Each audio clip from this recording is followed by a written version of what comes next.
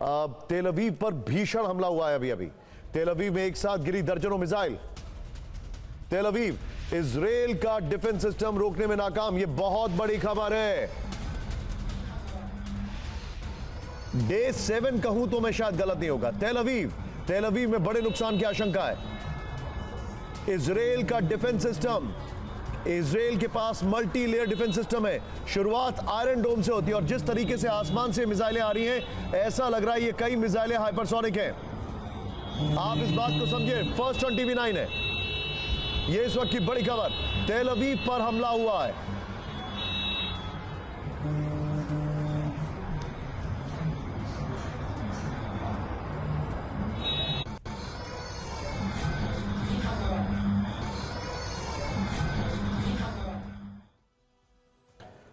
इस सब के बीच में आपको बता दें, पश्चिम एशिया के इस महायुद्ध में अब दो बड़े धुरंधरों की एंट्री हो सकती है। एक रूस का सबसे ताकतवर नेता है, दूसरा उत्तर कोरिया का सबसे खतरनाक शासक है। दोनों की ईरान से मित्रता है। ईरान मुश्किल में है तो पुतिन और किम जोंग भी अब एक्शन में आ चुके हैं। रूस ने यह कहकर इजराइल, अमेरिका और पश्चिमी देशों की धड़कनें बढ़ा दी हैं कि रूस ऐसा माहौल बनाने के लिए सब कुछ करेगा जिससे ईरान के खिलाफ अमेरिका और इजराइल का ऑपरेशन नामुमकिन हो जाए। रूस में बड़ा बयान वहां के विदेश मंत्री सर्गेई लैवरोव की तरफ से आया। इसके बाद कयास लगाए जा रहे हैं कि क्या रूस ईरान की मदद के लिए पश्चिम एशिया में अपनी नेवी उतार सकता है। वहीं किम जोंग ने इसी युद्ध के बीच नए परमाणु युद्धपोत से क्रूज मिसाइल का टेस्ट किया है। इसे अमेरिका के लिए किम की बड़ी चेतावनी के रूप में देखा जा रहा है। पहले बात करते हैं रूस की और पुतिन के इरादों की।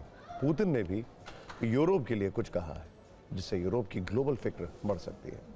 रूस के राष्ट्रपति पुतिन ने यूरोप का ब्लड प्रेशर बढ़ाने वाला बयान दिया है और कहा है कि मौजूदा हालात को देखते हुए शायद अब वक्त आ गया है कि यूरोपीय बाजारों को हो रही गैस सप्लाई को रोक दिया जाए।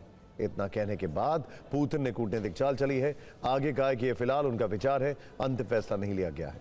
लेकिन पुतिन के प्लान को डिकोड करेंगे तो यूरोप मुश्किल में पड़ सकता है, क्योंकि एक तरफ होर्मुज़ स्ट्रेट बंद होने से यूरोप में गैस की कीमतें आसमान छू रही हैं। होर्मुज़ स्ट्रेट से 20% एलएनजी और कच्चे तेल का व्यापार होता है। युद्ध के कारण कतर ने इस हफ्ते एलएनजी की सप्लाई पूरी तरह से रोक दी है। कतर से यूरोपीय यूनियन को 6% गैस की जरूरतें पूरी होती हैं। दूसरे फ्रांस, स्पेन और बेल्जियम जैसे बड़े यूरोपीय देश रूस पर तमाम प्रतिबंधों के बावजूद आज भी बड़े पैमाने पर मॉस्को से एलएनजी का आयात कर रहे हैं। ऐसे में अगर रूस ने भी सप्लाई रोक दी तो यूरोप में हाहाकार मचेगा। वैसे भी पुतिन के इतना कहबर देने से ही यूरोपीय बाजारों में भूचाल आ गया है। वहां गैस की कीमतों में 50% से ज्यादा उछाल दर्ज किया गया है। इस कूटनीतिक दांवपेच के बीच भारत के लिए सदाबहार दोस्त रूस से एक अच्छी खबर है। जब दुनिया भर में तेल और गैस का संकट मंडरा रहा है, तब भारत को एक बड़े कच्चे तेल का शिपमेंट भेजने के लिए रूस तैयार हो गया है। रॉयटर्स की रिपोर्ट में दावा किया गया है कि इस समय भारतीय समुद्री क्षेत्र के पास रूसी जहाजों पर लगभग 95 लाख बैरल रूसी कच्चा तेल मौजूद है और इससे कुछ ही हफ्तों में भारत पहुंचाया जा सकता है। ये भारत के लिए एक बड़ी राहत है। वैसे आज ही भारत सरकार के सूत्रों से हमारे सहयोगी पीयूष पांडे को जानकारी मिली है कि भारत के पास अगले 50 दिन तक का पेट्रोलियम और गैस है। कोई समस्या नहीं आने वाली है। सरकार 40 क्रूड सप्लायर और प्राकृतिक गैस आपूर्तिकर्ताओं के संपर्क में है। सामान्य नागरिक को किसी भी तरह की परेशानी का सामना नहीं करना होगा। अमेरिका ईरान जंग के चलते फर्टिलाइजर की आपूर्ति भी प्रभावित नहीं होगी। फर्टिलाइजर की वजह से भारत के किसानों को किसी भी तरह की परेशानी का सामना नहीं करना पड़ेगा। क्रूड की कीमत बढ़ने से देश के अंदर ग्राहकों पर कोई असर नहीं होगा।